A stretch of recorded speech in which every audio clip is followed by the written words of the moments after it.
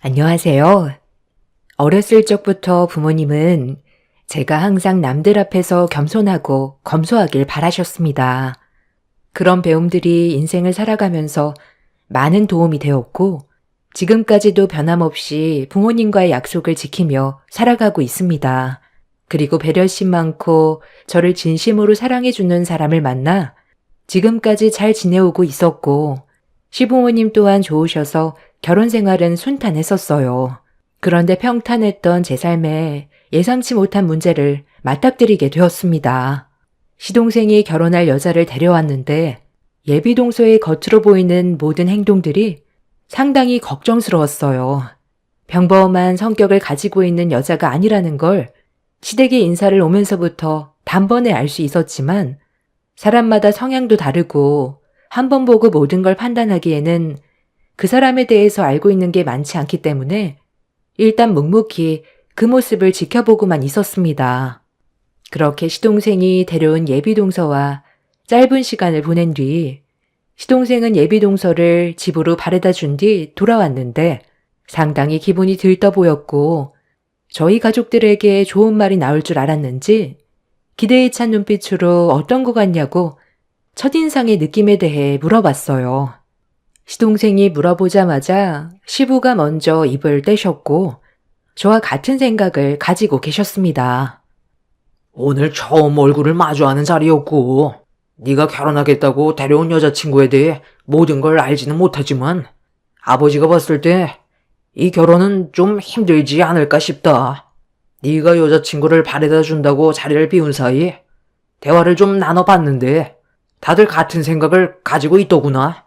지금 너는 여자친구에 한창 빠져서 결혼을 하겠다고 결심했겠지만 연애와 결혼은 하늘과 땅 차이고 그만큼 신중을 기해야 되는 문제인데, 네가 데려온 여자친구는 배우자감으로는 많이 부족한 것 같으니 결혼은 다시 한번 생각해보는 게 좋겠다.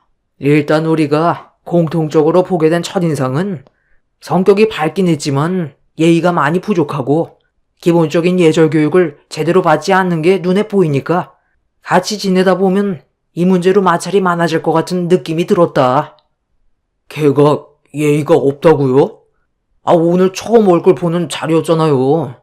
긴장해서 그럴 수도 있는 거고, 지금까지 만나오면서 제가 지켜보고 느낀 감정에 대해서 말씀드리자면, 저는 아버지가 생각하는 거와 반대의 시선으로 바라봤고, 충분히 예의 바르고 기본적인 인성이 갖춰져 있는 사람이에요. 모든 사람이 완벽하지 않듯이 제 여자친구도 부족한 부분이 있겠지만 결혼을 반대할 정도로 성격이 안 좋다고 생각해 본 적은 없어요. 지금 다들 한입 모아 반대한다고 했는데 많이 당황스럽네요. 당연히 가족 말 들어서 나쁠 건 없지만 제가 사랑하는 사람이 저평가되니 기분이 썩 좋은 건 아니네요. 모두들 같은 의견인 거 확실한 거죠? 네가 결혼하고 싶어하는 여자인데 우리가 안 좋은 시선으로만 바라봤겠니? 너 말대로 밝은 모습이 보기 좋다만 대화에서 나오는 거침없는 말투에서 가정 환경이 어땠는지 어느 정도는 짐작할 수 있겠더라. 엄마는 너가 한 번 더 신중하게 생각해보고 결정을 했으면 좋겠어. 모두들 너의 선택을 존중하지만 가족들 말 들어서 나쁠 거 없다는 거야. 시동생은 시부모님의 말을 진지하게 받아들이는 것 같아 보였지만, 사람 마음이라는 게 주변에서 아무리 설득하고 얘기해줘도 본인이 받아들이지 않는다면 아무 소용 없기 때문에 올바른 결정을 내려주길 바랬어요. 하지만 시동생은 가족들 말을 듣지 않고 예비동서와의 결혼을 강행했고 끝내 결혼식을 올리게 되었습니다. 제가 남편과 결혼을 할 때부터 시동생이 가족들과 반대의 성향을 가지고 있다곤 생각했지만 크게 문제되지 않아 신경을 쓰진 않았어요. 그리고 일이 워낙 바빠서 명절 외에는 얼굴을 보는 일이 거의 없었습니다. 시부모님의 성격상 독하게 말하지는 못하기 때문에 최대한 좋게 대화로 풀어가려 했지만 시동생의 고집을 꺾을 수는 없었어요. 시부모님은 본인의 삶이고 아무리 백날 얘기해줘봤자 깨닫기 전까진 모른다며 잘 살면 좋겠지만 가족들이 걱정했던 대로 흘러가게 돼서 결국 이혼까지 하게 된다면 그땐 본인이 깨닫는 게 있을 거라며 더 이상 말리지는 않았어요. 그렇게 새 식구가 들어오게 된 이후 예상했던 대로 동서는 가족들에게 많은 스트레스를 안겨주었습니다. 거침없이 뱉어대는 말들에 모두가 당황스러워하고 있는데 본인은 그걸 전혀 모르는 눈치였어요. 어머님, 아니, 음식들이 하나같이 전부 다 제 입맛에 안 맞아요. 이런 거 말고 다른 건 없어요? 전부 남을 뿐인데 저는 고기 없으면 밥을 먹지 못하거든요. 동서 앞에 있는 건 고기가 아니고 뭔데? 그리고 이런 음식들을 먹어야 몸이 건강한 거지. 가공식품만 먹으면 몸이 금방 안 좋아져. 다 가족들 생각해서 만들어주신 거라고. 형님, 저는 물에 빠진 고기 안 먹어요. 사람들이 보쌈 고기를 왜 먹는지 저는 모르겠어요. 물컹거리고 퍽퍽한 게 식감도 이상하잖아요. 어머님, 고기 아직 남았죠? 그럼 그것 좀 구워주면 안 될까요? 제가 크게 가리는 편은 아닌데 어머님이 워낙 건강한 음식만 만들어놔서 젓가락이 가지 않으니 편식하는 것처럼 보일까봐 제 이미지상 좀 그렇긴 한데 그래도 먹을 게 있어야 젓가락이 가지 않겠어요? 특히 저기 새우젓 좀 치워주면 안 될까요? 저는 이 세상에서 젓갈류를 제일 싫어하거든요. 비린 냄새가 너무 역하고 음식물 쓰레기 같아 보여서 솔직히 토할 것 같아요. 저만 그런 게 아니라 요즘 사람 저처럼 젓갈 안 먹어요.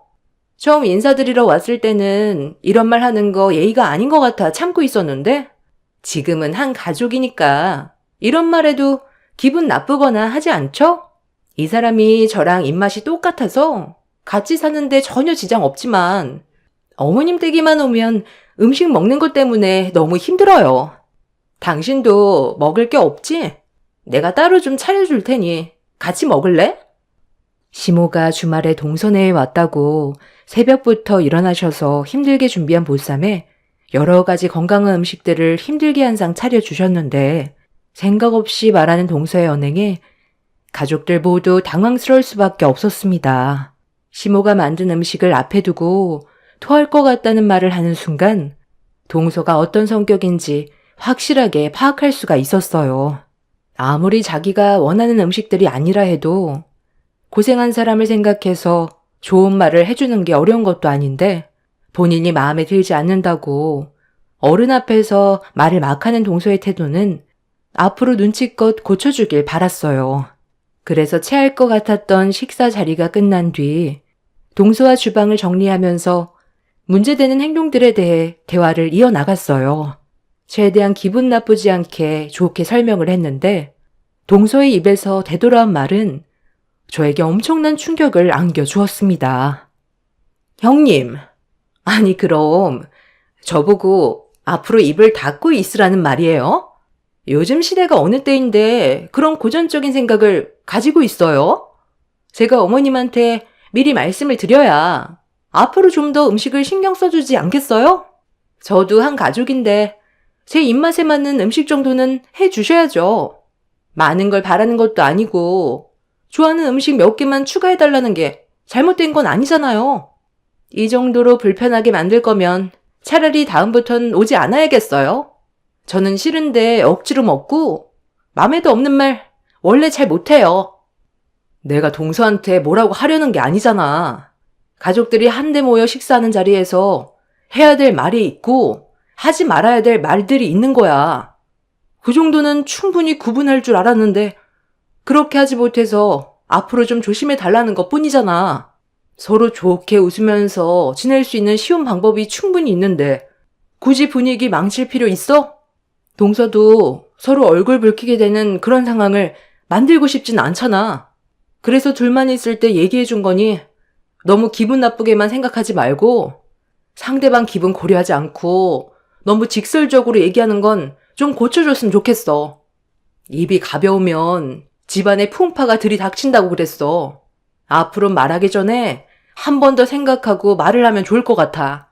동서의 성격이 나쁘다는 게 아니야. 밝고 에너지가 넘치는 모습은 정말 보기 좋은데 이것만 고쳐주면 괜찮을 것 같아서 말하는 거니 좋게 받아들여줘.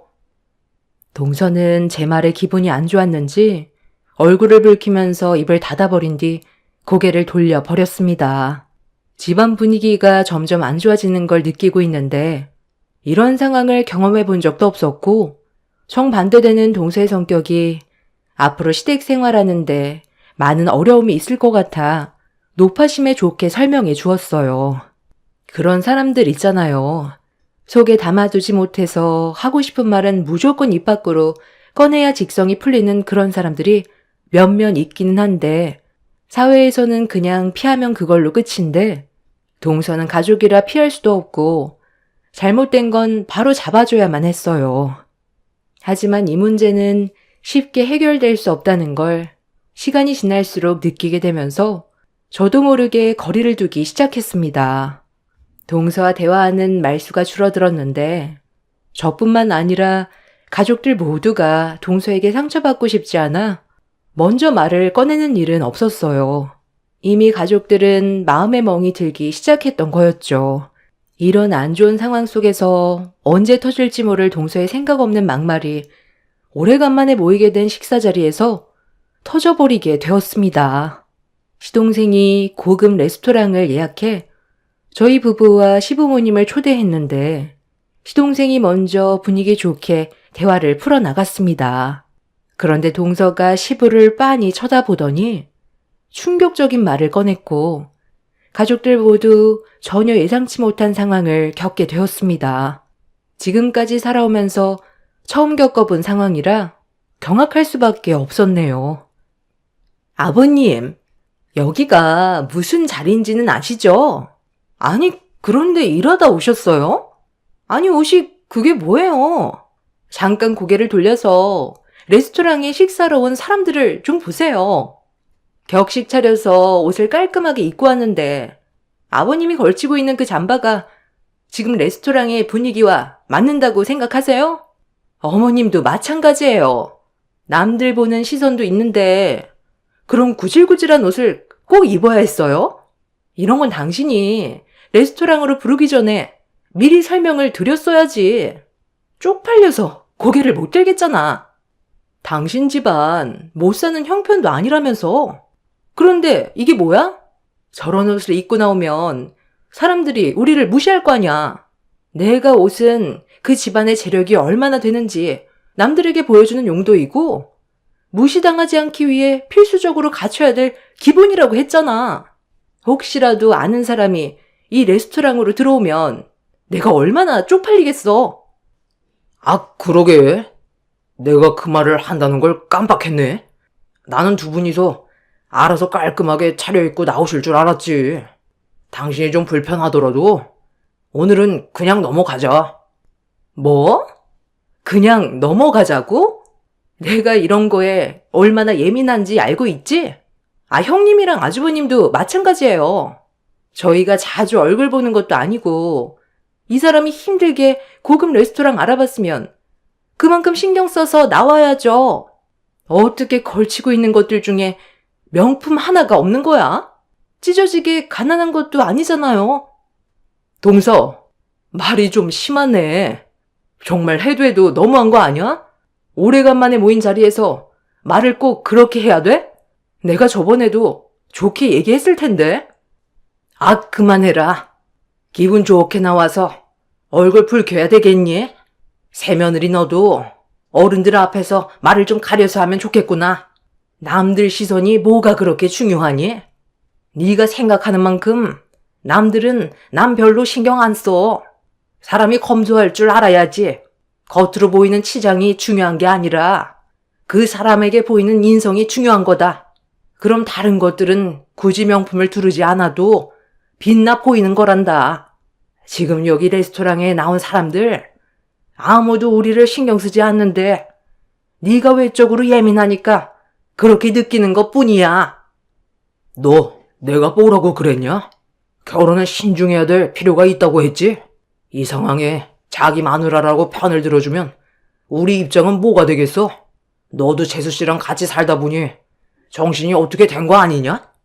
재수 씨, 적당히 좀 하세요. 가족들이 좋게 얘기하면 눈치가 있어야지. 재수 씨 때문에 집안 분위기 자꾸 초치는 거 안 느껴져요? 아니, 제가 뭘 어쨌다고 그래요? 저는 말도 못해요? 말하라고 입이 달려있는 건데 다물고 있으라니? 아, 정말 너무들 하시네. 나 기분 나빠서 같이 못 있겠어. 이래서 내가 오기 싫다는 거야. 어떻게 사람이 하고 싶은 말을 하지 않고 살아? 나도 최대한 조심한다고 하는데도 욕을 먹는 거면 차라리 얼굴 안 보고 지내는 게 낫겠어. 아, 정말 다들 왜 그래? 내가 오늘 이 자리 만들려고 몇 달 전부터 레스토랑 예약한 건데 그냥 대충 넘어가도 될 일을 그게 만들어야 되겠어? 아, 다들 이럴 거면 그냥 가요.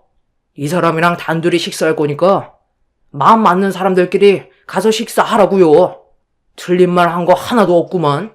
성격들 참 요상들 하시네. 남편은 동서내의 막말에 화가 많이 났는지 더 이상 상대조차 하고 싶지 않다면서 자리에서 일어났고 시부모님을 모시고 밖으로 나갔어요.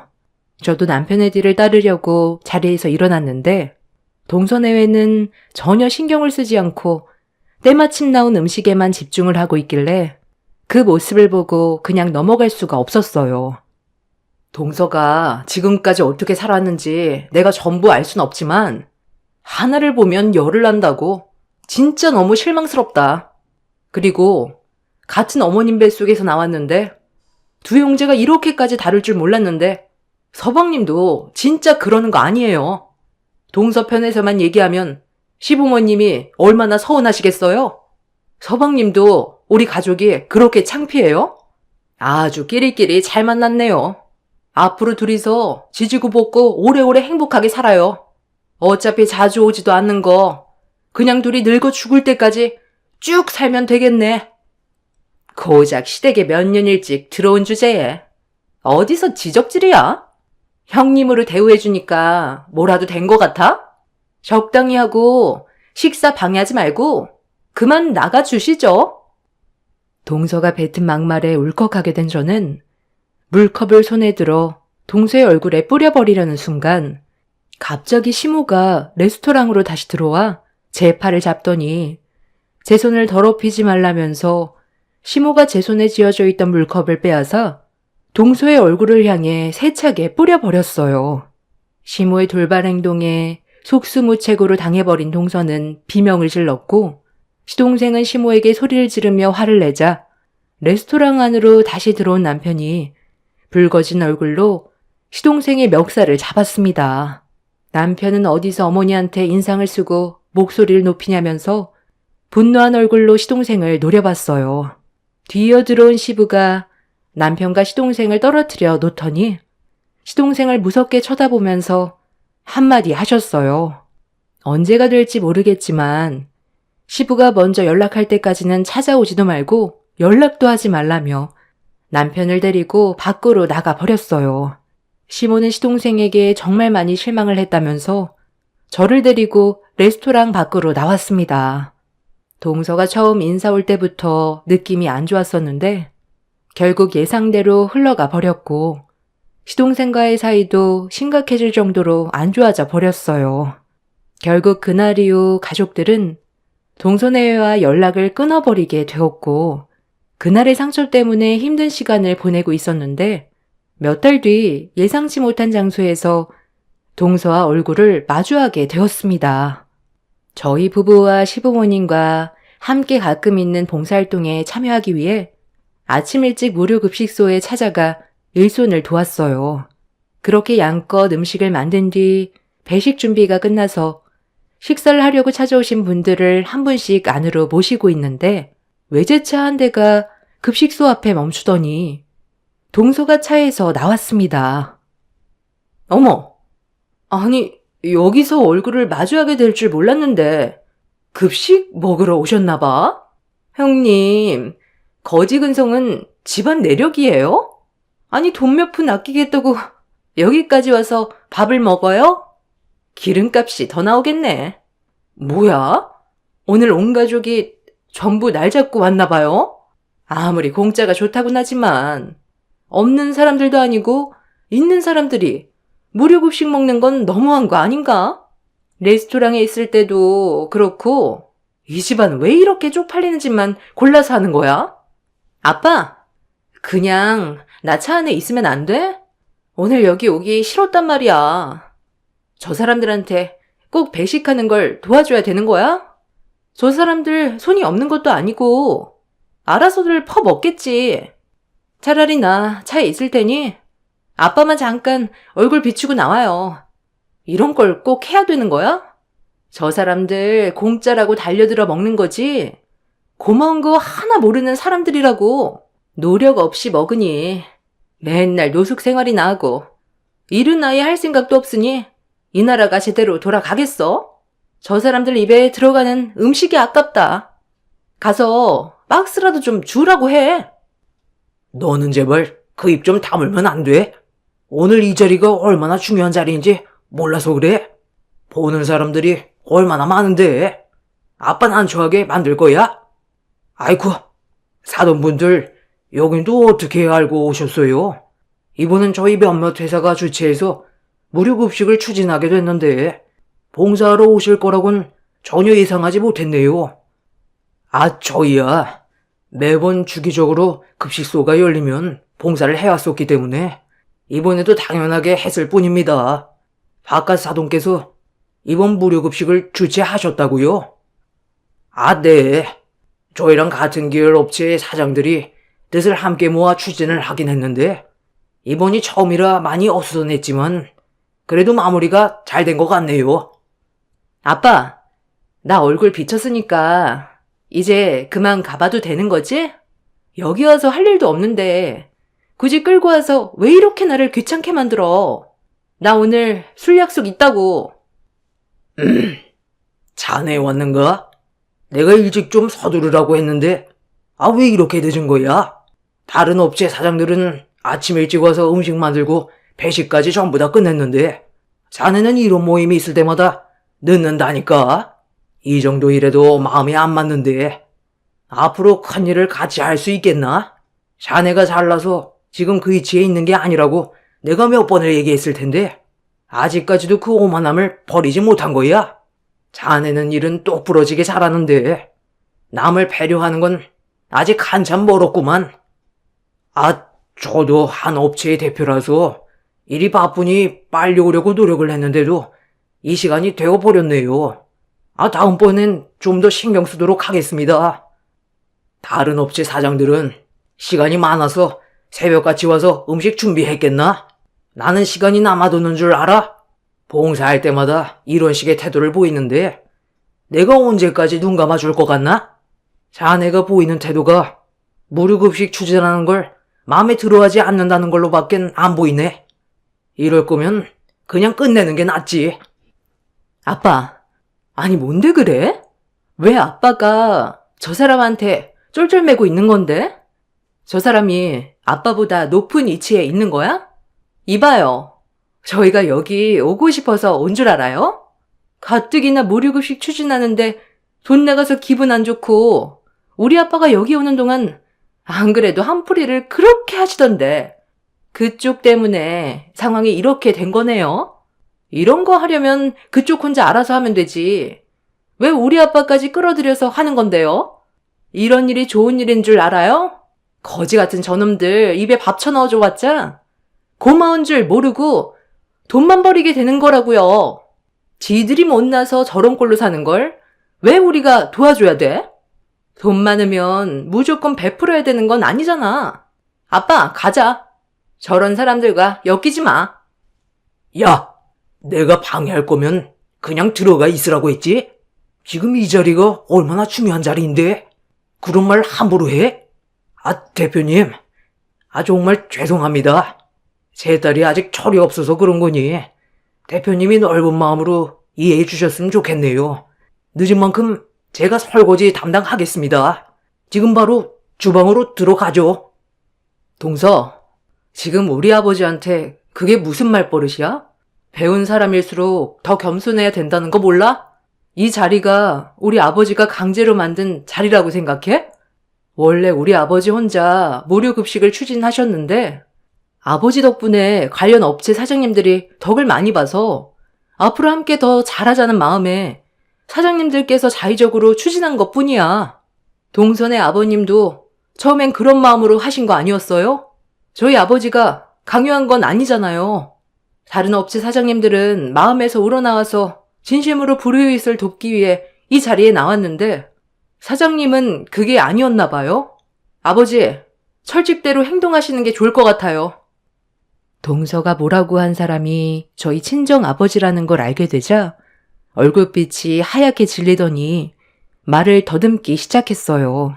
그리고 그 사이 주최 측 사장님들께서 단체로 저와 아버지에게 다가와 무료급식 배식이 끝났다면서 각자의 자리로 돌아가신다는 말에 저와 아버지는 고생한 사장님들과 인사를 나눴고 이런 모습을 본 동서는 개거품을 흘며 발광을 하기 시작했어요.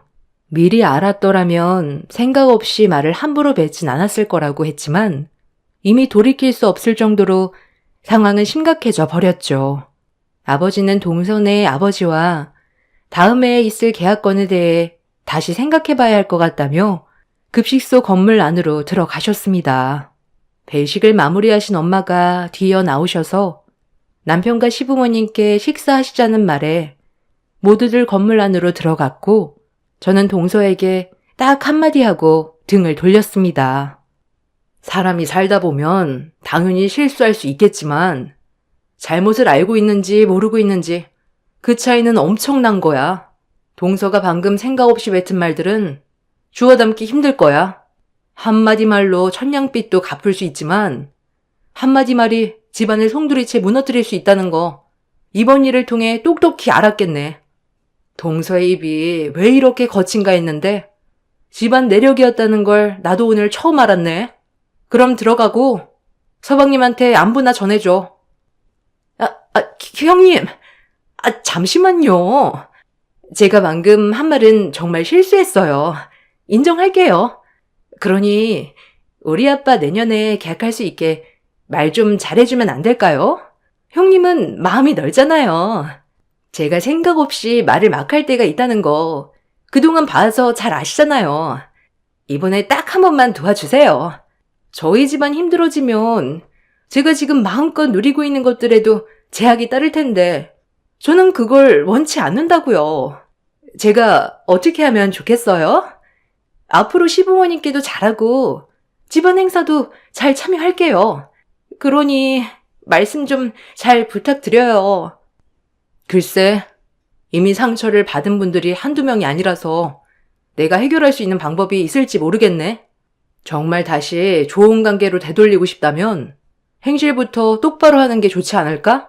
오늘이 다른 날보다 무료급식소를 찾으신 분들이 많아서 설거지가 산처럼 쌓여 있거든. 가능하겠어? 싫으면 어쩔 수 없는 거고. 설거지요? 제가 지금 입고 있는 이 옷 상당히 비싼 명품인데 저 주방에 들어가서 음식물이 묻어있는 식판을 저보고 닦으라고요? 머뭇거리는 동서 행동에 저는 고민도 하지 않고 등을 돌렸어요. 그러자 동선의 아버지가 당장 들어가서 설거지를 하라며 등을 떠밀었고 동선은 온갖 인상을 쓰면서 주방으로 들어가 동선의 아버지와 설거지를 시작하게 되었네요.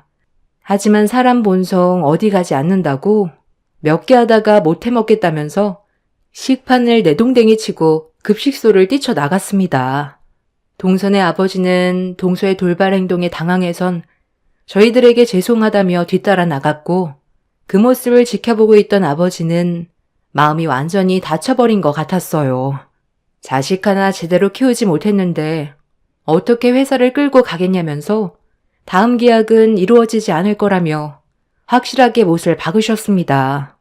저희 아버지는 제약회사 대표이시고 동선의 아버지는 저희 아버지 밑에서 생산된 약품들을 납품하는 업체입니다.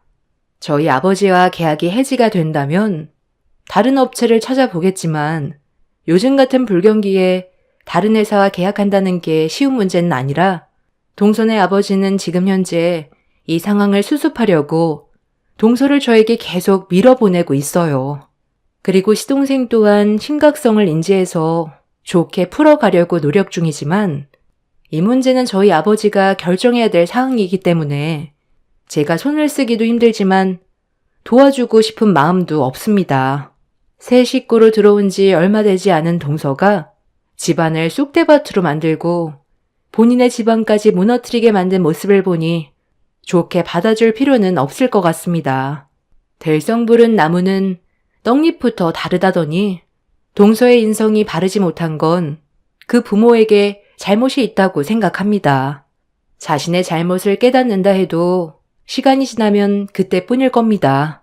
시동생은 아직까지 정신을 차리지 못하고 동서 편을 들어주는 걸 보니 떼어낼 수 없으면 지금처럼 연락 끊고 이런 관계를 유지할 수밖에요. 시부가 말씀하신 대로 자신의 잘못된 선택을 깨닫게 되는 날이 조만간 찾아오겠죠. 제 사연 들어주신 분들 한파의 감기 조심하시길 바랍니다. 감사합니다. 안녕하세요.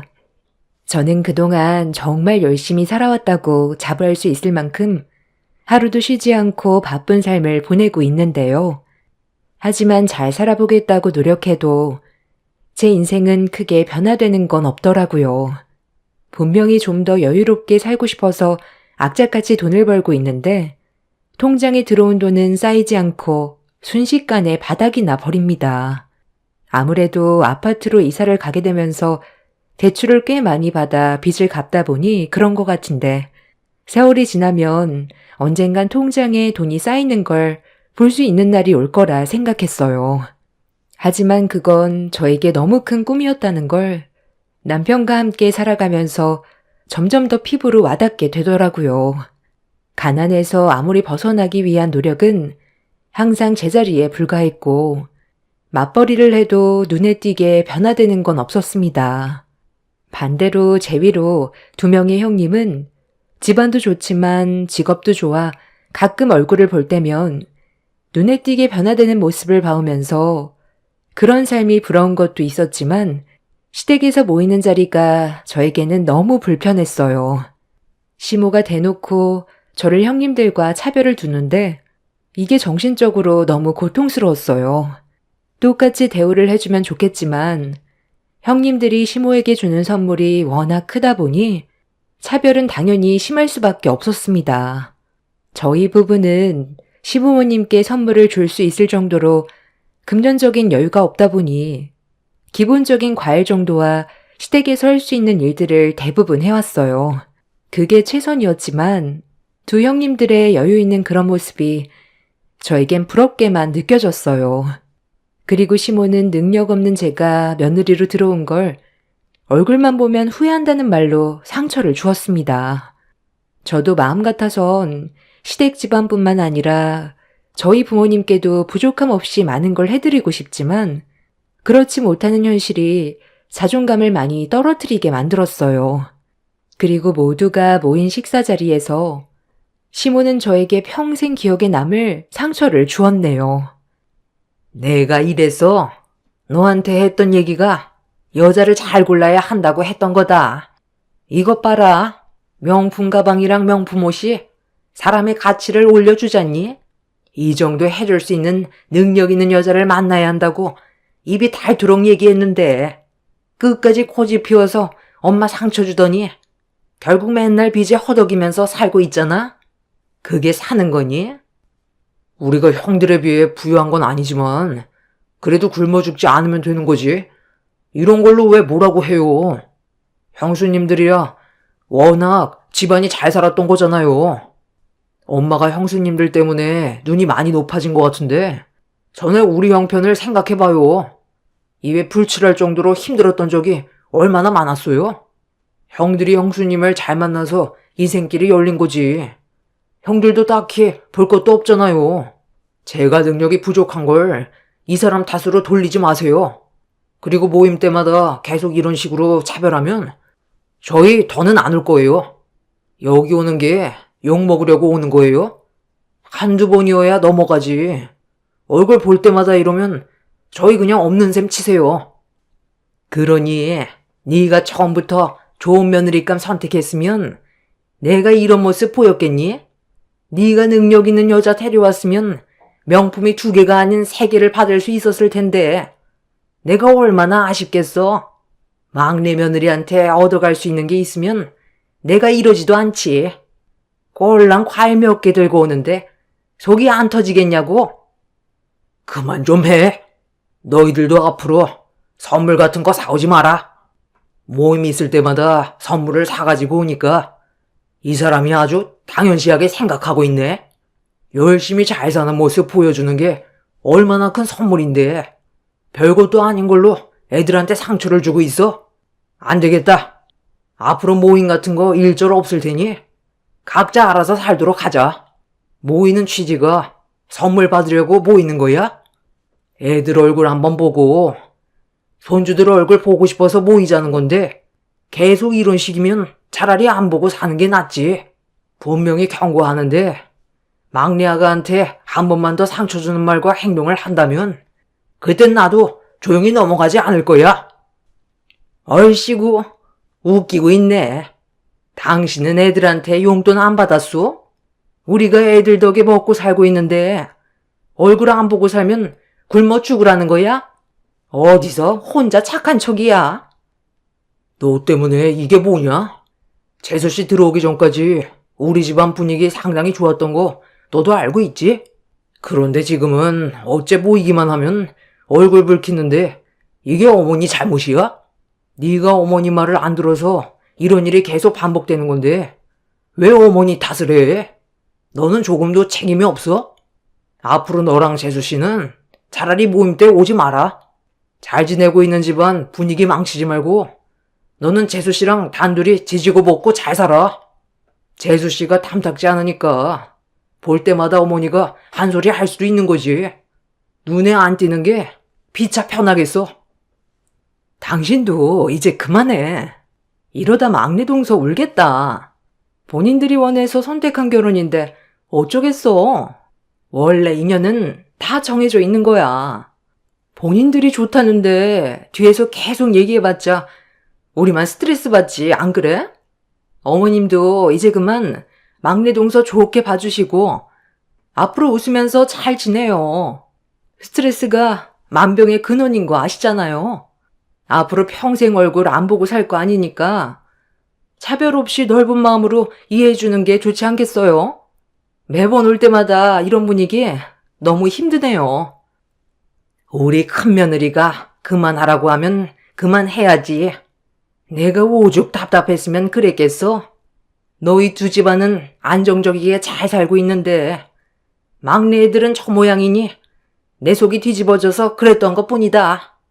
나도 더 이상 입 아프게 얘기하지 않을 테니 이제 그만 밥이나 먹자.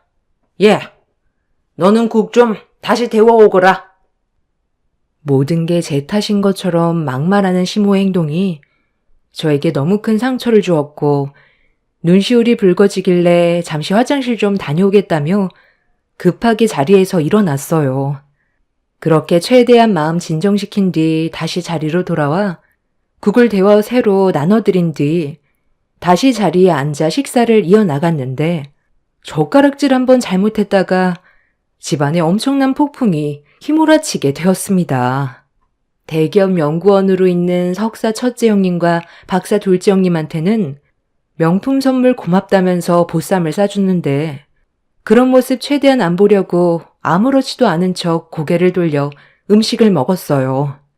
남편은 그런 시모의 행동을 상당히 불편하게 느끼고 있었는지 밥 먹던 젓가락을 내려놓았습니다. 저는 최대한 신경 쓰지 않으려 묵묵히 음식들을 입에 넣고 있는데 보쌈고기에 젓가락을 옮기는 순간 갑자기 시모가 효자손으로 제 손등을 사정없이 내리쳤어요. 찰싹 소리와 함께 예상하지 못한 돌발 상황을 당하게 된 저는 당황스러워서 손을 움켜쥐며 시모를 바라봤는데 저에게 충격적인 말을 꺼내었습니다. 여기 있는 음식이 너를 위해 준비한 건 줄 알아? 밥맛 떨어지게 왜 이리 개걸스럽게 먹는 거야? 어느 정도 먹었으면 대충 눈치껏 젓가락을 내려놓을 것이지. 우리 첫째, 둘째 며느리가 먹을 보쌈고기도 없는데 고졸에 능력도 없는 너까짓게 고기가 가당키나 하니? 못 배웠으면 알아서 키워야지. 눈치까지 없으니 내 속이 뒤집어지겠다. 엄마, 지금 뭐 하는 짓이야? 이 사람이 음식 준비 다 했는데 먹지 말라고 효자손으로 손등을 내려치면 어떡해요? 방금 차별하지 않겠다면서. 아, 방금 며느리 손이었니?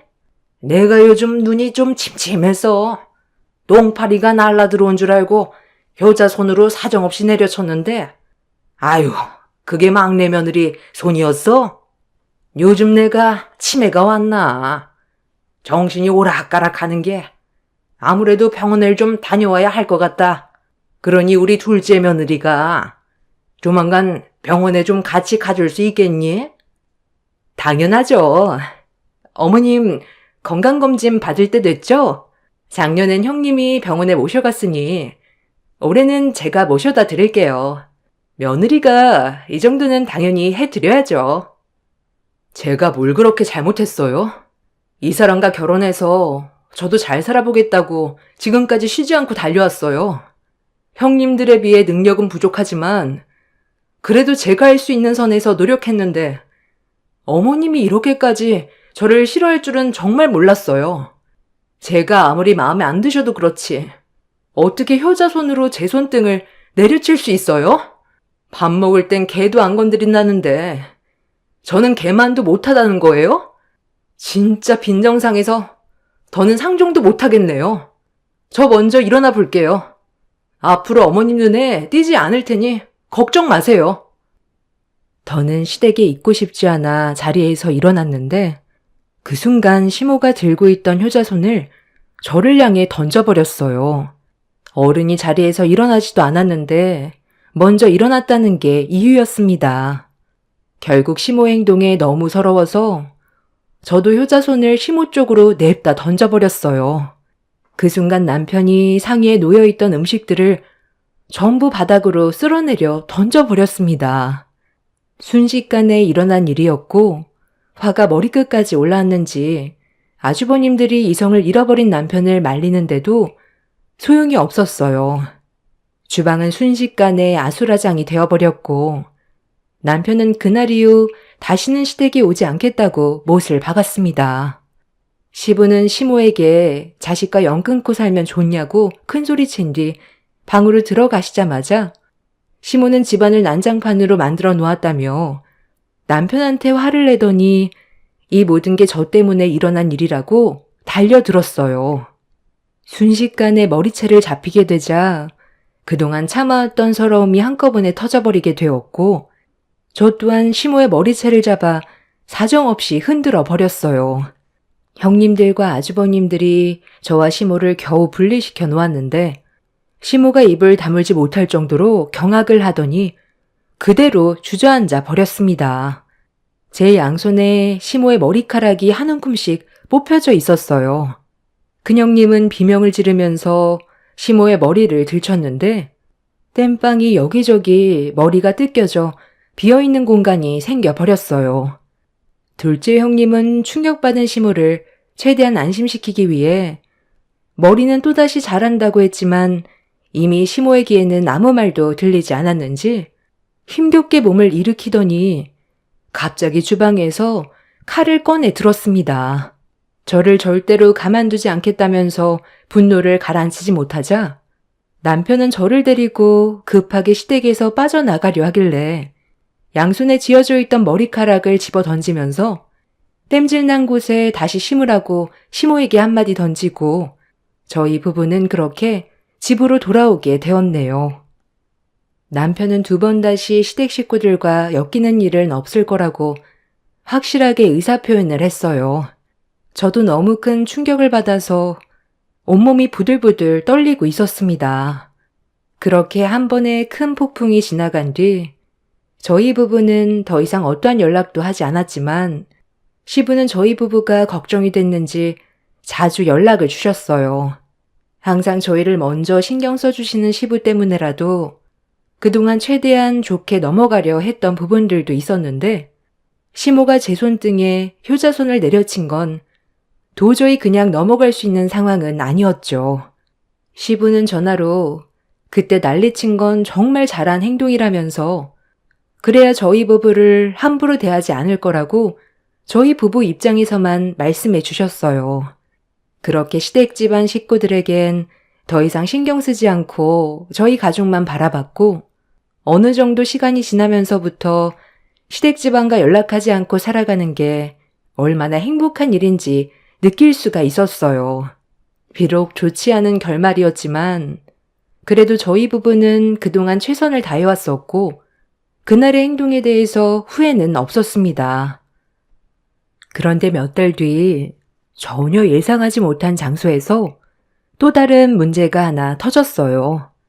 너무 충격적인 장면을 목격했는데 눈앞에 펼쳐진 광경이 정말 맞는 건지 의심스러울 정도로 말도 안 되는 일들이 펼쳐지게 되었습니다.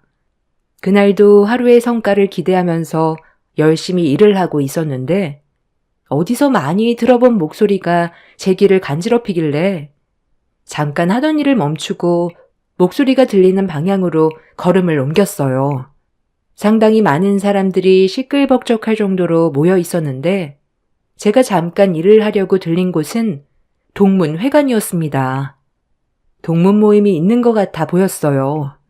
그 많은 사람들 중에서 익숙한 목소리의 주인공은 다름 아닌 첫째 형님이었어요. 동문들과 웃고 떠드는 목소리가 로비에서까지 들려오고 있었죠. 그런데 제가 첫째 형님의 목소리를 듣게 되면서 걸음을 옮기게 된 이유는 형님의 입에서 이상한 말들이 나왔고 제 두 귀를 의심할 만큼 충격적인 내용이었습니다. 첫째 형님은 상상 이상의 모습을 보여줬어요.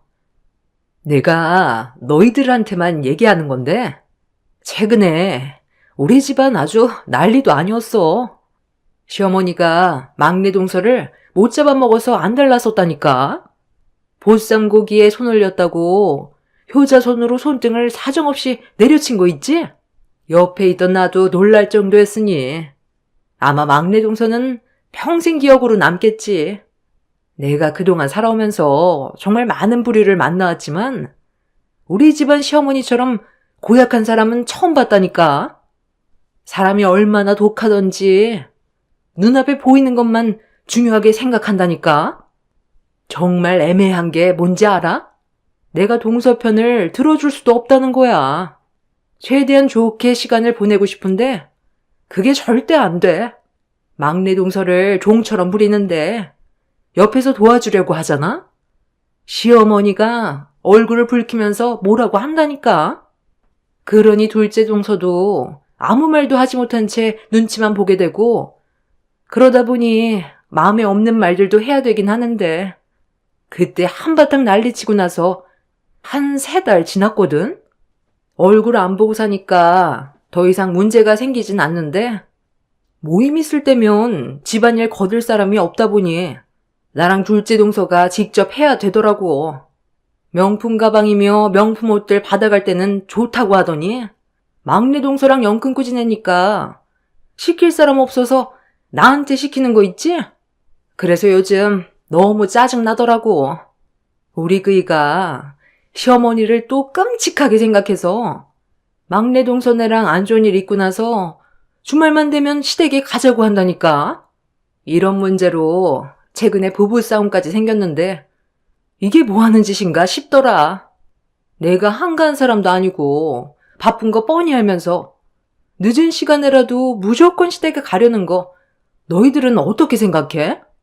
정말 듣기만 해도 짜증나지? 나도 요즘에 한계를 느낀다니까. 둘째 동석애는 애가 약아서 이런저런 핑계를 대고 안 오려고 하는데 너무 속 보이잖아. 그래서 내가 뭐라고 한마디 했었거든? 그때부터 일절 전화도 안 받고 내 문자까지 씹고 있다니까? 내가 저런 집안에 계속 붙어 살아야 되는지 모르겠어. 노인네가 꼴의 명품은 좋다고 밝히는데 내가 정신 나갔다고 명품 사주겠냐? 그거 다 짝퉁이잖아. 앞으로 살 날보다 죽을 날이 가까운데 꼴의 명품은 좋다고 짝퉁이라도 입이 귀에 걸린 거 보면 얼마나 웃긴 줄 아니? 놓친 내는 절대 짝퉁인 거 모를걸? 너희들 중에 좋은 남자 소개해줄 사람 없어? 거지 같은 집안 식구들과 살려다 보니 나까지 급이 떨어진 것 같아서 그냥 이혼하고 애들 데리고 따로 살고 싶다니까. 내가 좋은 남자 하나 알고 있긴 한데 그 사람이 나이가 좀 있긴 한데 집안도 꽤 좋거든. 나한테 얼마 전에 여자 하나 소개해달라고 하긴 했는데 한번 만나볼래? 혹시 알아? 또 다른 인연을 만들어갈 수도 있을지. 직접 얼굴 보고 만나보지 않는 이상 아무것도 모르는 거 알지? 네가 며칠 전에도 얘기해서 너에 대해 내가 잠깐 얘기해준 적 있었거든. 애가 둘이 있긴 한데 이혼 생각 중이라니까? 자기는 아이를 좋아해서 전혀 상관없다고 하더라. 잠깐 대화라도 나눠보게 얼굴 한번 볼 수 있냐고 하긴 했는데 너만 괜찮다면 내가 다리 놔줄게. 이게 또 다른 인연을 만들 수 있는 건지 어떻게 알겠어. 그리고 더 중요한 게 뭔지 알아? 네가 만약 잘 돼서 재혼을 하게 되면 시어머니한테 시달릴 필요가 없다는 거야. 그 사람 어머니가 예전에 암으로 돌아가셨대. 그래서 아버지랑 단둘이 산다더라. 어머머머, 그래? 아니 그런 좋은 조건의 남자가 아직까지 여자가 없다고? 야, 그런 건 바로 나한테 얘기했어야지. 최대한 빠른 시간 안에 약속 좀 잡아봐. 정말 말도 안 되는 충격적인 말을 듣게 됐는데 제가 알던 형님의 모습과는 전혀 달랐어요. 예상치 못한 장소에서 첫째 형님을 보게 된 것도 놀라운데 또 다른 말을 들었을 땐 머릿속이 상당히 복잡해져 있었습니다. 저는 일단 그곳을 최대한 빨리 빠져나가는 게 좋을 것 같아 서둘러 일을 정리한 뒤 밖으로 나가려 했는데 갑자기 뒤에서 누군가 저를 불러 세웠어요. 쓰고 있던 모자를 푹 눌러 쓴 뒤 몸을 돌려 왜 불렀는지 물어보니 정수기에 물이 안 나온다며 형님 동문들 중 일행 한 명이 저에게 목소리를 높이길래 그 사람의 눈동자를 보니 이미 눈이 반쯤 풀려 있었어요. 그래서 30분 정도 지나면 물이 나올 거라고 최대한 침착하게 설명해주고 밖으로 나가려는데 갑자기 저에게 뛰어와 밖으로 나가지 못하게 옷을 잡아 돌려 세웠어요. 그리곤 동문회관이 떠나갈 정도로 화를 내게 되었고 룸 안에 있던 첫째 형님의 동문들이 줄지어 나오기 시작했어요. 난감한 상황을 만들고 싶지 않았는데 결국 첫째 형님과 얼굴을 마주하게 되는 일이 펼쳐지게 되었네요. 동서? 아니, 동서가 여긴 어쩐 일이야? 그 옷차림은 또 뭐고? 이런 일까지 하고 있었던 거야? 정수기 관리까지 하는 줄은 몰랐는데 언제부터 한 거야? 관심이 없으니까 제가 무슨 일을 하고 있는지도 모르고 있었겠죠. 정수기 관리 일을 한 지 꽤 오래됐어요. 벌써 1년이나 지났는데요. 회관 안에 물이 없는 것도 아니고 굳이 로비에 있는 물을 먹어야 된다고 하길래 30분 정도 기다려야 된다고 하니까 저 사람이 저한테 뭐라고 하잖아요. 술 취한 사람 상대해봤자 뭐 하겠어요. 그래서 그냥 피하려고 했던 것뿐인데 갑자기 저한테 화를 내잖아요. 정수기 일이나 하는 주제에 자기 무시했다고 화를 내는데 제가 뭘 어떻게 해줄 수 있는 게 없잖아요. 제가 지금 스케줄이 잡혀 있어서 많이 바쁘거든요. 지금 많이 늦은 시간이라 빨리 다음 고객님 집에도 가봐야 해서요. 동서, 지금 내 친구가 기분이 나빴다고 하잖아. 동서는 다음 고객만 생각하고 내 친구의 입장에 대해서는 전혀 이해를 해주지 않는 것 같네. 동서의 태도에 문제가 있으니까 뭐라고 한 거 아니겠어? 내 친구가 동서의 고객이 될 수도 있는 건데 사람을 무시하면 안 되지. 네가 지금 우리랑 급이 맞는다고 생각해? 최대한 잘 설명드렸는데 제가 무슨 무시를 했다는 건데요. 제가 저 사람한테 90도로 정중히 사과라도 해야 된다는 거예요? 저는 기분 나쁘게 말하지도 않았고 제 할 일만 하고 조용히 나가려 했는데 저 사람이 저를 붙잡더니 뭐라고 한 거라고요. 형님이야말로 친구라고 무조건 편드는 게 아닌 어떤 상황인지부터 파악을 해야 되는 거 아니에요? 그리고 정말 웃긴 게 먹고 자고 싸는 건 누구나 다 똑같은 건데 무슨 급이 있어요? 나이 먹고 떠나는 건 마찬가지 아니에요? 급 따지는 사람이 지금까지 그런 식으로 행동을 해왔어요? 정말 어이가 없어서 말도 안 나오네요. 웬만하면 조용히 넘어가고 싶으니까 이제 그만하시죠. 내가 뭘 어쨌는데? 동서가 나에 대해서 얼마나 한다고 그런 말을 짓거려? 못 배운 집안일수록 위아래도 없다더니 족보도 없는 집안 주제에 너까지 꽤 나를 훈계하려 들어? 몇 달간 너 때문에 피곤한 일이 얼마나 많았는지 알아? 친구들 앞에서 집안 망신 다 시키고 쪽팔리게 하고 있네. 첫째 형님은 술도 꽤 많이 마신 상태였는지 붉어진 얼굴로 제 어깨를 강하게 밀쳤고 형님 동문들이 저를 에워싸더니 한두 명씩 몸을 밀치기 시작했어요. 다들 제정신이 아닌 것 같아 안내 데스크에 서 있는 직원한테 도와달라고 요청하자 직원은 더 큰 사고를 막기 위해 경찰에 신고를 넣어 도움을 요청했어요. 형님의 동문들은 저를 넘어뜨린 뒤 발로 밟으려는 순간 남편이 회관으로 들어와 소리치며 상황을 정리하기 시작했어요. 제가 하루 종일 정수기 관리하면서 운전까지 해야 돼서 일찍 일을 마친 남편이 대신 운전대를 잡아줬는데 시간이 꽤 오래 지났는데도 내려오지 않자 걱정돼서 올라온 거였습니다. 그런데 갑자기 눈앞에 펼쳐진 광경을 보고 얼마나 놀랐겠어요. 남편은 형님들의 동문들을 사정없이 외친 뒤 저를 일으켜 세운 뒤 저희 부부를 쳐다보고 있는 첫째 형님에게 막말을 퍼부었습니다.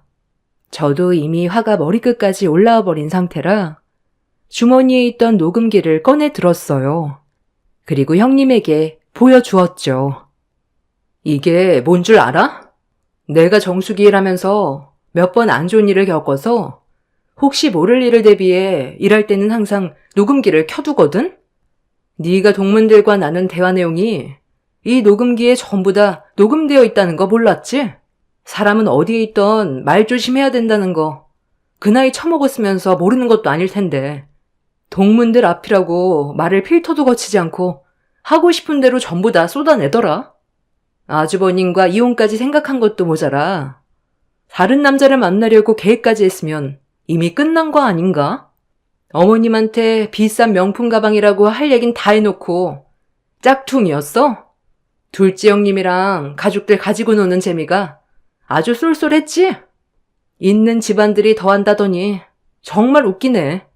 내가 가지고 있는 이 녹음 파일 오늘 가족들한테 전부 다 전송할 테니까 어떻게 수습하는지 한번 볼까? 첫째 형님은 제가 들고 있던 음성 녹음기를 보곤 화들짝 놀라더니 더 큰 일을 만들지 않기 위해 최대한 저를 설득시키려 했지만 이미 저도 화가 머리끝까지 올라와 버린 상태라 첫째 형님의 행동을 용서해 줄 수가 없었어요. 그 자리에서 저는 시댁 식구들에게 음성 녹음 파일을 핸드폰에 옮긴 뒤 전송해 버렸고 첫째 형님은 절대 안 된다면서 제 손에 들려있던 녹음기를 빼앗으려 했지만 남편이 강하게 가로막아 저에게 접근조차 하지 못하게 만들었습니다. 그리고 잠시 뒤 제 핸드폰과 첫째 형님의 핸드폰으로 전화가 빗발쳤어요. 아주버님은 형님에게 쉬지 않고 전화를 걸었지만 형님은 사색이 된 얼굴로 받지 않았습니다. 시모가 저에게 연락을 해왔길래 전화를 받았는데 녹음 내용이 사실이냐고 몇 번이나 대묻길래 지금 현재 첫째 형님의 동문회관 현장이라면서 남편과 함께 있고 어떤 일이 벌어졌는지에 대해 전부 다 설명을 했어요. 그리고 잠시 뒤 시댁 식구들이 동문회관으로 전부 다 오게 되면서 집안은 또다시 난리가 나게 되었죠. 그렇게 아끼던 두 형님들이 한자리에 모였네요. 석 박사의 대기업 연구원으로 일하고 있다고 봅상까지 싸서 입에 넣어주더니 짝퉁 명품 가방이 그렇게 좋았어요? 앞으로 잘난 두 형님들 잘 끼고 사세요. 고졸에 못 배운 저는 여기서 이만 빠질게요. 집안 꼴 정말 잘 돌아가네요. 첫째 형님은 다른 남자 만날 생각이나 하고 있고 둘째 형님은 당신을 놓친내라고 부르면서 가짜 명품 가방으로 가지고 놀고 있었잖아요. 며느리가 선물해 준 거라고 좋다고 들고 다녔을 텐데 창피해서 어째요? 모르는 게 약이라더니 그동안 진짜 명품인 줄 알고 우스댔죠? 당신 인생이 명품이 아닌데 명품을 걸쳐봤자 인생이 달라지겠어요? 집안 꼴 정말 잘 돌아갑니다. 시모와 아주버님들은 많이 당황했는지 눈앞에 펼쳐진 현실을 받아들이기 힘들어했어요. 시모는 자기가 들고 있던 명품 가방이 정말 가짜였냐고 물어보는 질문에 두 형님들은 아무 말도 하지 못하고 있었습니다. 시모는 몇 달간 저희 부부 없이 지내오면서 제가 집안에 정말 필요한 존재였다는 걸 느끼고 있었다며 좋게 풀어가려 했지만 차단해 버렸어요. 이제 와서 그런 말 해봤자 제가 받은 상처는 지워지지 않으니까요. 그날 이후 시모는 저희 집에 연락도 없이 찾아와 며느리는 저 하나뿐이라고 다시 관계 회복을 원하고 있지만 저는 받아주지 않았습니다. 첫째 형님은 아주버님 몰래 다른 남자 만나려 했다는 게 사실로 밝혀지고 나서 현재 별거 중이고 둘째 아주버님도 선물해준 명품 가방이 가짜인데 진짜로 속여서 시모를 가지고 놀았다는 거에 화가 나 부부관계의 금이가 매일 부부싸움으로 서로에게 상처를 주고 있다고 하네요. 이런 상황들이 너무 어이가 없고 황당해서 사연을 신청하게 되었어요.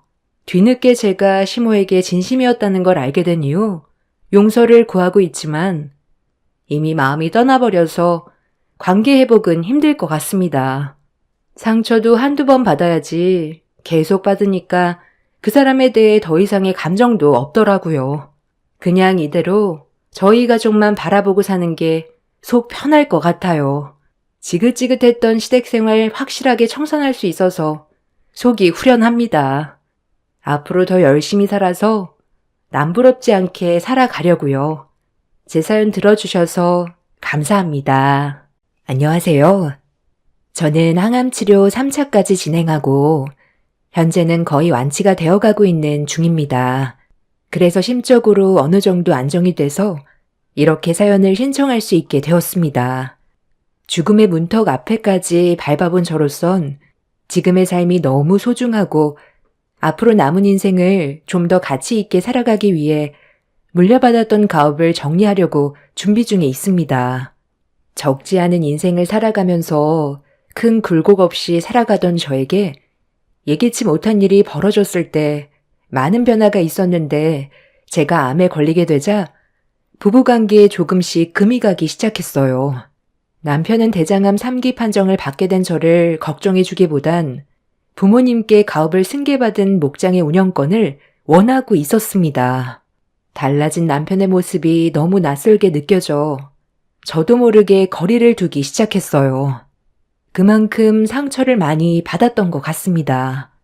당장 입원을 해야 되고 언제 끝날지 모를 병원 생활을 해야 될 저를 보면서 마음 아파하는 것보다 연매출 20억 정도 되는 목장의 소유권에 대한 욕심을 강하게 나타냈어요. 실망스러운 모습 때문에 입을 닫아버리게 되자 남편은 그런 저를 차갑게 대했고 원하는 대답을 듣기 전까진 신경질적으로 변해버렸습니다. 제가 남편 뜻대로 움직이려 하지 않자 화가 났는지 시댁 식구들에게 저를 상당히 안 좋게 얘기해서 상황을 심각하게 만들었고 어느 정도 예상은 했지만 성격이 불같은 시모는 입원해 있는 병실에까지 찾아와 한바탕 난리를 쳤어요. 어려운 일을 겪게 됐을 때 도움을 주는 게 가족인 건데 시댁 식구들은 아픈 저보다 돈을 더 우선시하고 있었습니다. 남편과 결혼 생활 10년 하는 동안 좋았던 감정은 그날 전부 사라지게 되었고 차라리 남편이 눈앞에 사라져주길 바랐어요. 당신은 지금 내가 아직까지 정상으로 보여? 나 대장암 3기 판정 받았어. 곧 항암 치료 받아야 하고 앞으로 내 몸이 더 큰 문제가 생기게 될지도 모르는데 이런 심각한 상황에서 당신은 목장을 달라는 말이 나와? 내가 원하는 대로 해줄 것 같아서 그런 말을 하는 거야? 혼란스러운 내 마음을 먼저 헤아려 주는 게 우선 아니야? 너는 내가 안 해준 것처럼 얘기한다? 그동안 너랑 함께 살아오는 세월 동안 나를 봐놓고도 몰라? 당신 옆에서 지금까지 얼마나 노력하면서 살아왔는지 알잖아. 그래, 맞다.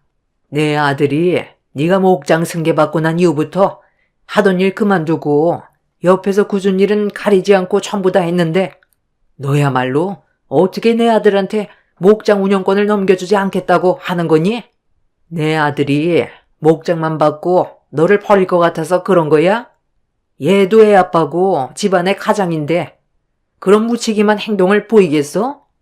어차피 너는 병원에 있고 목장 관리를 제대로 하지 못하고 있는 이런 심각한 상황에서 내 아들을 믿고 맡기는 건 당연한 건데 지금까지 부부로서 살아오면서 신뢰가 이것밖에 안 됐니? 몸도 안 좋으면서 쓸데없는 말 하지 말고 당장 목장 명의 변경 내 아들 이름으로 돌리고 너는 치료에나 신경 써라. 아무래도 네가 병원에 입원해 있는 만큼 공백이 생기는 건 어쩔 수 없지만 그렇다고 매출에 영향을 주면 되겠니? 내가 볼 때 지금 몸 상태가 안 좋아서 예민해진 것 같은데 바깥 서더니 요양원에 들어가기 전까지 불안해 하셨잖아. 아직까지 너의 몸 상태가 어떤지 말을 안 하고 있는 중이라며? 어차피 치매라 금방 잊어버리겠지만 한평생을 바친 목장이 위태로워졌다는 걸 알기라도 하셔봐라. 그럼 바깥사돈의 마음이 얼마나 안 좋겠어? 내 아들이 책임감 가지고 앞으로 최선을 다해 운영할 수 있게 네가 이번 기회에 밀어줘야지. 너도 병원에 있는 동안 많이 불안할 텐데 내 아들이 그냥 의무적으로 일을 하는 거랑 다르게 명의가 이전되면 자기 사업이 되는 거니 그만큼 자기 위치에 대해 무게감을 가지고 더 많은 신경을 쓸 테고 그럼 지금보다 훨씬 더 안정적으로 목장이 돌아갈 텐데 내 아들을 못 믿고 계속 불화만 키운다면 목장이 잘 운영될 수 있겠어? 내 생각도 명의를 이전해주는 게 당연하다고 생각된다. 네가 정말 만에 하나 문제가 생겨서 퇴원을 하지 못하고 병원에서 생을 마감하게 된다면 어차피 내 아들한테 명의가 이전될 텐데 이런 식으로 서로 감정 안 좋고 불편한 관계로 만들어가는 것보단 서로 좋게 웃으면서 지금의 상황을 해결하는 게 좋지 않겠니? 시댁 식구들은 하나같이 눈앞에 보이는 돈에만 눈이 멀어 제 몸이 어떻게 되든 그런 건 전혀 신경 쓰지 않았어요. 걱정하는 말 한마디 해줄 수도 있는 건데 본인들 이익만을 생각하는 모습에 화가 치밀어 올라 전부 다 나가라고 소리를 질러 버렸어요. 시댁 식구들은 원하는 대답을 듣지 못했다면서 끝까지 버티려 하길래 병원 관계자를 불러 전부 내쫓아 버렸습니다. 어느 날부터인가 아빠의 건강에 적신호가 켜지면서 제가 아빠의 목장을 이어받아 일을 할 수밖에 없었어요. 자주 깜빡하시길래 일이 많이 바빠져서 그런 줄로만 알았는데 검사 결과 치매라는 충격적인 결과를 받게 되었고 시간이 지날수록 점점 심해지던 아빠의 치매가 몇 년 뒤부터는 본인이 누구인지조차 모를 정도로 급격하게 안 좋아지기 시작했어요. 목장을 운영하면서 아빠를 살펴드린다는 건 쉬운 일이 아니었습니다. 대소변을 가리지 못할 정도로 문제가 심각해지다 보니 저도 아빠를 모시는 게 버거워질 수밖에 없었고 결국 요양원을 알아볼 수밖에 없었어요. 치매의 정도가 어느 정도 더디면 그래도 버틸만 한데 아이로 돌아가 버린 모습은 감당하기 어려울 정도로 힘이 들었어요. 아빠가 치매 판정을 받게 되면서부터 아빠는 남편한테 다니던 회사를 정리하고 저와 함께 목장을 운영해 주길 부탁했어요. 그렇게 아빠의 부탁으로 고민 끝에 오랜 기간 다니던 회사를 그만두고 저와 함께 목장을 이끌어오게 되었습니다. 제 사연을 들어주시는 분들 중에 분명 치매 때문에 고생하시는 분들이 계셔서 잘 아시겠지만 이 문제가 단순하지 않다는 걸 아실 거예요. 자식으로서 건강이 급격하게 안 좋아지신 아빠를 모시는 건 당연한 일이었고 저 또한 그렇게 하고 싶었지만 치매는 인간으로서의 한계를 시험하게 만들 정도로 저를 너무 지치게 만들었습니다. 결국 요양원에 모시기로 결정을 내린 이유는 아빠가 힘들게 목장일만 하시다가 유제품 가공 사업까지 확장하셨는데 성공적인 결과를 얻을 수 있었고 힘들게 성공한 만큼 아빠의 사업이 무너지게 하고 싶지 않았어요. 제 얼굴조차 못 알아볼 정도로 치매가 심해진 아빠를 요양원에 모실 수밖에 없는 상황과 결정에 대한 죄책감 때문에 한동안 정신적으로 너무 괴로웠고 그렇게 힘든 시간들을 이겨내오면서 열심히 앞만 보며 살아왔습니다. 사업을 성공적으로 이끌어가야 아빠가 좋아해 주실 것 같았어요. 엄마가 옆에 계셨다면 그나마 덜 힘들었겠지만 제가 어렸을 때 독사에 물리셔서 심장마비로 먼저 떠나셨어요. 그래서 아빠와 서로 의지하며 오랜 시간 함께 해왔었는데 요양원에 모실 수밖에 없었던 현실이 제 마음을 찢어지게 만들었고 한동안 정신적 고통에서 벗어나기 힘들었지만 남편이 옆에서 많이 도와줘서 힘겨운 시간들을 이겨낼 수가 있었습니다. 그렇게 겨우 버티면서 살아가고 있었는데 대장암 판정은 저에게 너무 가혹했고 도저히 받아들이기가 힘들었어요. 이런 말도 안 되는 상황 속에서 생긴 또 다른 문제는 남편이 변했다는 거였어요. 아빠는 치매로 요양병원에 계시고 저는 대장암으로 병원에 입원해 있으니 눈앞에 보이는 재산에 사람이 변해버렸고 10년의 결혼 생활은 한순간에 무너져 내리게 되었네요. 시댁 식구들은 목장을 넘기라고 시도 때도 없이 병원을 찾아왔어요. 제가 병실에서 꼼짝도 하지 못하니 아예 목장에 살림까지 차려버린 것 같았습니다. 너희들의 신뢰가 고작 이것밖에 안 되는 거니? 10년간 함께 살아오면서 서로 믿고 의지해 왔을 텐데 돈 때문에 균열이 생겨야 되겠어? 나도 새언니가 이해가 안 되는 게 우리 오빠 이용해 먹을 건 다 이용해 먹었잖아요. 앞으로 어떻게 살아갈 건데요? 오빠 없으면 언니 아무것도 못하잖아요. 법적으로 부부이고 평생 의지하며 살아가야 할 텐데 앞으로 언니 병간호 해주고 옆에 있어준다는 조건으로 목장 명의 이전해달라는 건데 그게 그렇게 싫어요? 이런 말까진 안 하려 했는데 언니 대장암 이겨내지 못하면 결국 그 재산들 전부 우리 오빠한테 가게 되는 건 당연한 건데 굳이 이렇게까지 고집 부리는 이유가 뭐예요? 이럴수록 언니만 더 힘들어지는 거 몰라요? 적당히 튕기고 이제 그만 명의 옮겨줘요. 언니가 병원에서 누워있는 동안 오빠는 목장에서 힘들게 땀 흘리고 있다고요. 우리한테 도움 받으려면 언니도 포기해야 되는 것들도 있는 거예요. 손에 쥐고 있으면 뭐가 달라져요? 좋게 웃으면서 해결해요. 이번에 우리 가족 전부 짐 싸서 너희 집으로 들어갔다. 버릴 거 버리고 쓸데없는 짐들 전부 다 정리했거든. 사돈어른 방에 있던 짐들 전부 다 폐기 처분했고 그 방에 내가 사용 중인데 여기저기 보수해야 될 곳이 꽤 되더라. 이참에 그냥 새로 리모델링 할까 생각 중이다. 쓸데없는 짐들이 너무 많아서 거의 다 버렸는데 상관없잖아. 사돈어른께서 치매 때문에 본인이 누구인지조차 모를 정도로 심각한데 들어와 살 일도 없고 평생 요양원에서 나오지 못할 테니 그 집 놀릴 바엔 내가 들어가서 사는 게 좋지 않겠어? 애들 밥도 챙겨야 하니까 나도 어쩔 수 없는 선택을 한 거니 당연히 이해해 줄 거라 생각한다. 원래 살던 우리 집보다 넓어서 좋긴 하다만 아무래도 목장 옆에서 살다 보니 몸에 목장 냄새가 좀 배기긴 했는데 그래도 공기가 좋아서 살만 하더구나. 내 아들한테 명의 이전만 해주면 모든 게 완벽할 텐데 우리가 원하는 대로 해주질 않으니 지겨운 얼굴 보고 싶지 않아도 어쩌겠어. 문제를 해결해주지 않으니까 계속 올 수밖에 없는데 우리도 시간이 지날수록 점점 지치니까 목소리가 높아지는 건 어쩔 수 없는 것 같구나. 의사 말로는 항암 치료 뒤 수술을 받아도 안 좋아질 수도 있을 거라는데 굳이 이렇게까지 해야 되겠어? 우리 며느리가 마음이 넓은 줄 알았는데 그런 몸으로도 돈이 우선인 걸 보니 아직 덜 아프구나. 돈이 우선이라고요? 제가 지금 대장암으로 병원에 있으니까 곧 죽을 것 같아요? 그래서 저와 한마디 상의도 없이 저희 아빠 짐을 처분한 거예요? 저는 절대로 병원에서 생을 마감하지 않을 거예요. 악재까지 치료받아서 꼭 태어날 거라고요.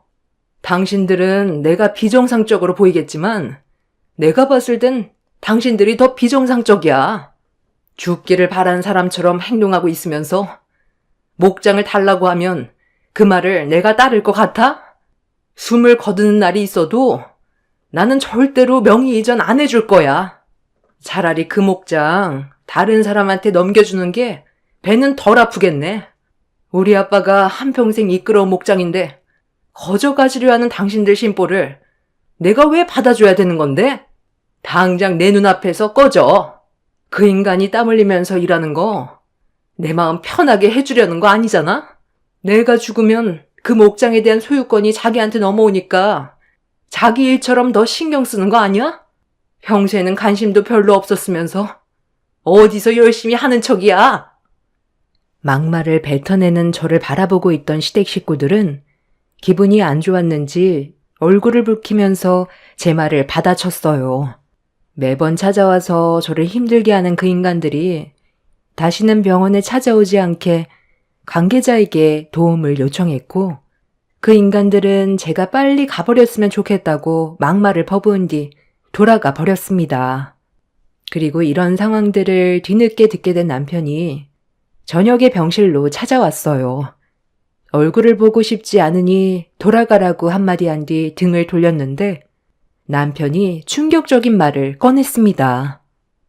네가 지금 상황 파악이 안 되는 것 같은데 그 목장 내 명의로 돌리지 않는다면 앞으로 어떤 일이 벌어질지 몰라. 네가 장인어른보다 먼저 떠날 수 있을지도 모른다고 생각은 안 해봤냐? 그리고 우리 딸들은 앞으로 어떻게 할 건데? 네가 이렇게 고집을 부리면 부릴수록 나도 하고 싶은 마음이 싹 사라져버려. 목장이 어떻게 되든 말든 그냥 방치할까? 노동자들 다 돌려보내고 목장 처분해버리면 좋겠어? 네가 만약에 이대로 계속 고집 부리잖아? 그럼 이거 하나는 확실하게 알아두고 결정을 해야 될 거야. 나는 네가 암을 이겨내지 못하고 죽게 되면 장인어른은 아예 신경도 쓰지 않을 거고 목장은 당연히 처분할 거야. 그리고 거기에서 끝나지 않아.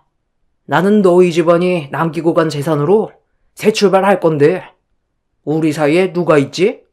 너도 없는데 내가 굳이 우리 딸들을 키울 필요는 없잖아. 아빠로선 당연히 미안한 감정이 드는 건 어쩔 수 없지만 그건 시간이 알아서 해결해 줄 것 같고 보육원에서 앞으로 잘 지내겠지. 아빠 엄마에 대한 그리움을 가진 채 평생 외롭게 살아가지 않겠어? 나는 내가 원하는 걸 얻지 못한다면 그런 결정까지 내릴 생각을 가지고 있는 사람이야. 어떻게 할래? 애들 보육원에 보내버릴까? 네가 이런 식으로 행동하면 우리 가족이 애들을 제대로 돌봐줄 수 있을 것 같아? 이런 말까지는 안 하려 했는데 네가 지금 나한테 보이는 행동이 점점 이성을 잃게 만들고 있다는 거 몰라? 10년간 우리 결혼 생활 엄청 좋은 건 아니었지만 그래도 나쁘지도 않았잖아.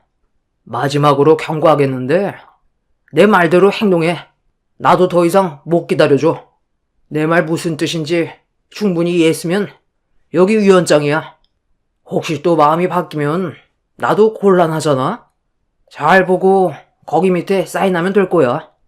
네가 다른 마음 품고 나 몰래 재산 처분해버리면 나만 골치 아파지잖아. 그러니 확실하게 증거물을 만들어 놓는 게 좋겠지. 그런 의미에서 유언장 하나 만들어 두는 게 좋을 것 같아서 준비한 거니 부담 갖지 말고 애들을 위해서 사인해. 애들을 보육원에 보내? 아빠라는 인간 입에서 그게 할 소리야? 내가 대장암 판정받고 병원에 있는 동안 걱정해주는 말 한마디 안 해주고 목장 얘기만 하더니 이젠 애들 가지고 나를 협박하려 들어? 왜? 네 쓰레기 부모가 시키던? 어차피 2판 4판이야. 네가 이런 식으로 나오는데 나라고 못할 것 같아? 어떻게 할 거야? 나도 오랜 시간 기다려줄 수 없어. 그러니 짧게 생각하는 게 좋을 거야.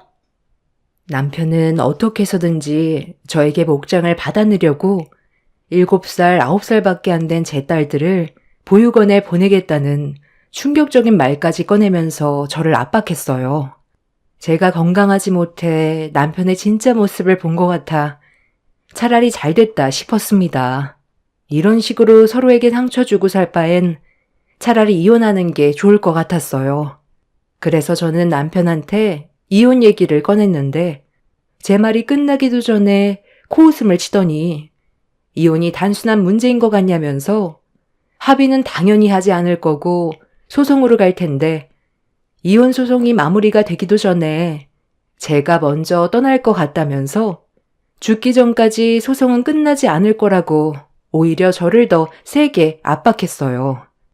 그렇게 서로 언성을 높이면서 심각한 대화를 나누고 있는데 이런 상황들이 너무 마음이 아파 결국 참아왔던 눈물이 왈칵 쏟아져 버렸습니다. 아픈 것도 서러운데 남편에게까지 협박의 말을 들으면서 살아야 하나 싶더라고요. 살 수 있다는 보장도 확실하게 없다 보니 남편의 말대로 제 딸들한테 문제가 생기게 될까봐 너무 두려웠고 온몸이 떨려왔어요. 저를 바라보고 있는 남편은 10년의 결혼 생활을 하는 동안 봤던 자상한 남편의 모습은 어디에도 없었습니다.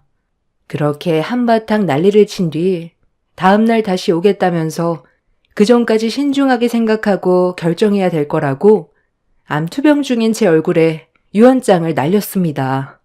저 대신 작성했다는 유언장의 내용은 목장의 명의 이전과 유제품 가공 공장에 대한 사업장 명의 이전까지 전부 남편에게 주겠다고 적혀 있었어요. 본인이 원하는 걸 얻으려고 유언장까지 만들어 강제로 지장을 찍게 하려는 남편의 모습은 제가 알던 남편이 아니었습니다.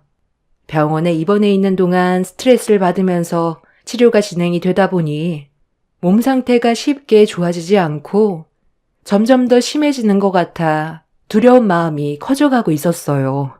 정말 병원에서 생을 마감해야 될 것 같은 불안함 때문에 너무 괴로웠는데 그렇다고 치료를 중단한 뒤 모든 걸 정리해버리면 혼자 남겨질 제 딸들이 눈에 밟혀 마음 편히 눈도 감지 못할 것 같아 이를 악물고 버텨내야 하는 방법 밖에는 없었습니다.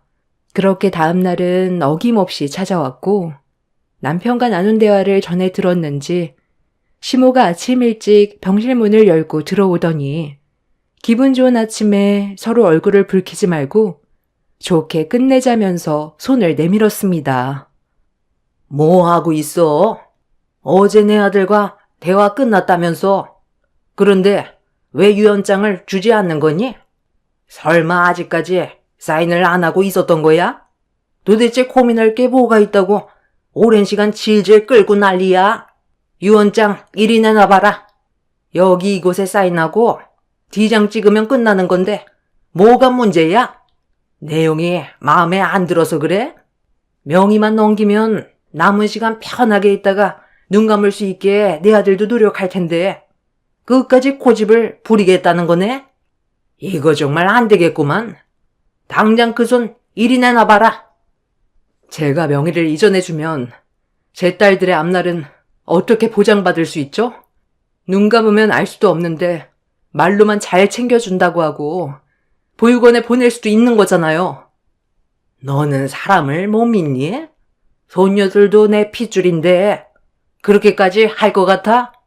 네가 하도 고집 부리고 내 아들의 의견은 조금도 들어주지 않으려니까 일이 이렇게까지 커진 거잖아. 서로 웃으면서 좋게 해결봤으면 이 정도로 감정이 안 좋아지지는 않았지. 내 손녀들은 앞으로 잘 키워줄 테니 어서 사인해라. 왜? 내 말도 믿음이 안 가는 거야? 걱정하지 말래도. 일단 사인부터 하라는데 왜 이렇게 답답하게 굴어? 얼마 버티지 못하고 곧 갈 거면서 계속 이럴 거야? 시모는 제가 사인을 머뭇거리자 유언장으로 머리를 후려쳤어요. 그리곤 펜을 손에 쥐어준 뒤 강제로 서명을 하게 유언장을 들이밀길래 떨리는 손으로 서명을 하려던 그 순간 갑자기 시모의 핸드폰에 전화가 울렸습니다. 시모는 저에게 서둘러 사인하라면서 손짓을 하며 전화 통화를 했는데 표정이 어두워지더니 핸드폰을 바닥에 떨어뜨렸어요. 그리곤 힘없이 그 자리에 주저앉아 버리길래 뭔가 일이 생겼다는 걸 느낌적으로 알 수가 있었습니다. 시모는 멍한 얼굴을 하곤 천천히 몸을 일으키더니 그대로 병실을 뛰쳐나갔어요. 시모의 핸드폰에선 남성분의 목소리가 들려오길래 바닥에 떨어진 핸드폰을 주워들어 통화를 이어나갔고 수화기에서 들려온 말은 엄청난 충격을 가져왔습니다. 남편과 시부 신우가 차량 전복 사고로 현장에서 즉사해서 근처 병원으로 옮겨졌다며 신원 확인을 부탁한다는 말을 듣게 되었고 떨리는 목소리로 어떻게 된 거냐고 물어보니 운전대를 잡고 있던 남편이 음주운전이 의심된다고 전날의 상황에 대해 알려줬어요.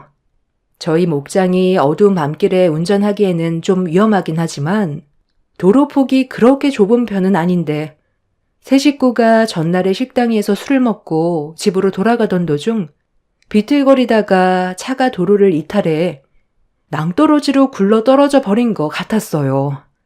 시모는 전날에 지인들과 여행을 다녀온 뒤 바로 병원으로 오게 된 상황이라 전날에 있었던 사고에 대해서는 전혀 알지 못했었고 목장에서 일을 하던 외국인이 굴러떨어진 차량을 보고 신고를 한 거였습니다. 차 문을 열었을 땐 차 안에서 술 냄새가 진동을 했었다며 어떤 사고였는지 알 수 있게 설명을 해줬는데 갑자기 이런 안 좋은 일들이 연달아 터지게 되니 너무 무섭더라고요. 아마 제가 생각하기에는 남편과 시부 신우는 제가 유언장에 사인을 하게 될 거고 명의가 남편에게 이전될 거라는 확신을 가져서 축하도 할 겸 셋이서 술을 좀 과하게 먹었던 것 같습니다.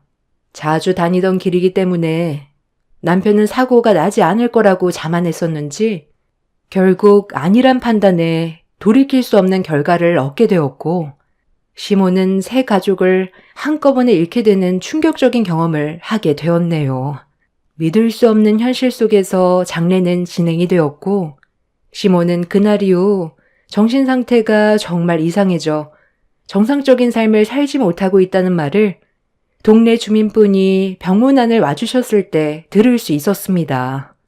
그때 당시 만약에 제 딸들이 같이 목장 일을 도와주시는 외국인 분들의 품이 아닌 남편을 따라갔었다면 이 세상에 더는 없는 존재가 되어버렸을 텐데 다행히도 제 딸들은 보호를 받을 수가 있었네요.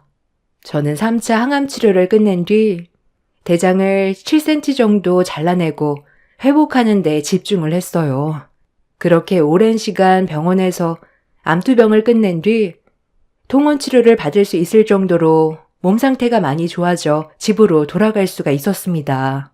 시모는 이 모든 게 저 때문에 벌어진 일이라고 제 얼굴을 보자마자 달려들길래 몸이 온전치는 않았지만 그동안 제가 받았던 상처가 너무 컸었고 그동안의 화를 한 번에 터뜨려버린 저는 시모를 강하게 밀친 뒤 집 밖으로 내쫓아 버렸어요.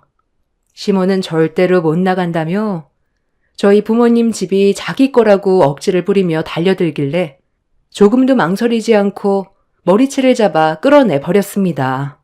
시모는 그제야 저에게 울면서 애원을 하기 시작했어요. 한순간에 가족을 셋이나 잃었는데 저에게까지 버림을 받으면 앞으로 어떻게 살아갈 수 있겠냐면서 내치지 말아달라고 했지만 저는 조금도 불쌍한 감정이 생기지 않더라고요. 그래서 뒤도 안 돌아보고 집안에 있던 시모의 물건들과 세상을 떠난 남편과 시부 신우의 짐까지 전부 다 폐기 처분해 버렸습니다. 제가 암투병하고 있을 때는 온갖 막말에 유언장으로 머리까지 내려쳤으면서 이제 와서 봐달라고 하는 모습이 오히려 저를 더 분노하게 만들었습니다. 그렇게 시모를 강하게 내쳐버린 뒤 저는 딸들과 함께 앞으로의 삶에 대해 진지하게 계획하고 있는 중입니다. 막막하기만 했던 제 삶이 한순간에 정리가 되어버렸다는 게 아직까지 믿기지 않네요. 갈 사람은 건들지 않아도 알아서 가게 되는 것 같습니다. 저는 지금 거의 회복이 되었고 추적 검사 결과 추가적인 암은 발견이 되지 않았습니다. 아빠도 요양원에서 잘 지내고 계시고 이제 저와 제 딸들의 앞날만 생각하면 될 것 같아요. 다시 찾아온 새 삶에 대해 항상 감사함을 느끼면서 살고 있는 중이고 현재 목장과 유제품 가공 공장은 정리하려고 준비 중에 있습니다. 아빠가 힘들게 이끌어온 목장을 처분할 수밖에 없는 현실이 너무 마음이 아프지만 저 또한 몸이 온전치 않아 어쩔 수 없이 처분하기로 마음먹게 되었네요.